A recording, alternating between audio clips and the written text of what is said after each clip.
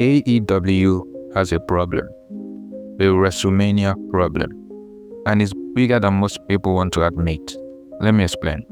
You see, at the end of the day, no matter how great AEW's weekly shows are, how fantastic its pay-per-views have become, seriously, they do not miss, or how passionate we the fans are.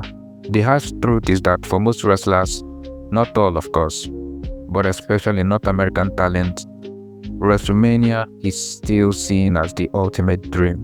WWE is still the juggernaut of pro wrestling. It's the final boss, has been for the past 2 decades. A place that, even after all the scandals, creative frustrations and poor booking decisions, it still represents making it in the business. And this is where AEW runs into its biggest issue. Imagine you are running a business and most your employees would rather work for your competition down the street. They wouldn't say it to your face, of course, but you just know. That's the dilemma facing AEW. Because when you are running a company where most of your roster, deep down, sees you as a stepping stone, you are fighting a losing battle. You can see it clearly too. AEW has had to pay their talent more to keep a lot of their stars. As much as I've talked about how increased pay is good for wrestlers in this industry, it still puts AEW in a weird place. They aren't just competing creatively, they are having to financially fight to keep wrestlers who would bolt for WWE the second they get an opportunity to be on the WrestleMania card, not even main event, or a Royal Rumble moment. I mean, look at Stephanie Vaca.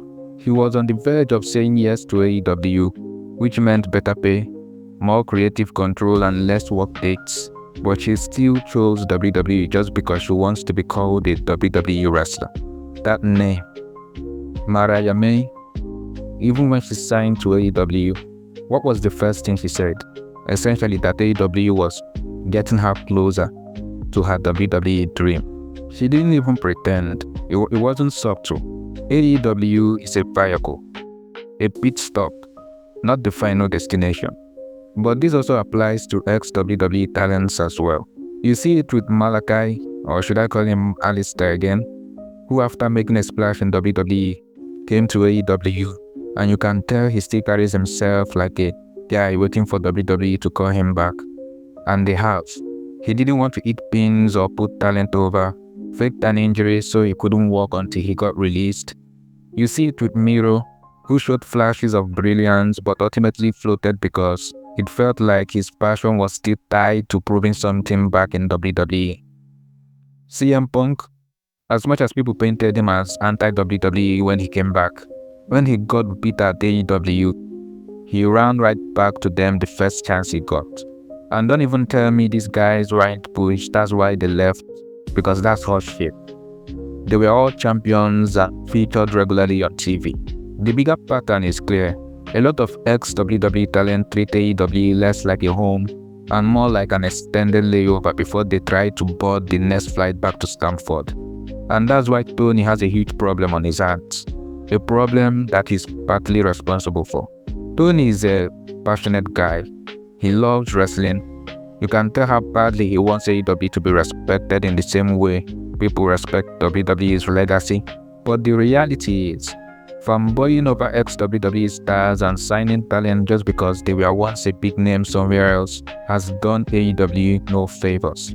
It's created a culture where some wrestlers don't build AEW, they use AEW. Look, if AEW ever wants to escape the stepping stone label, Tony is going to have to stop signing everyone he personally likes or grew up watching. He needs to empower his executives and talent scouts to make hard choices. Focus on building stars who want to be AEW stars, not WWE rejects waiting for a callback.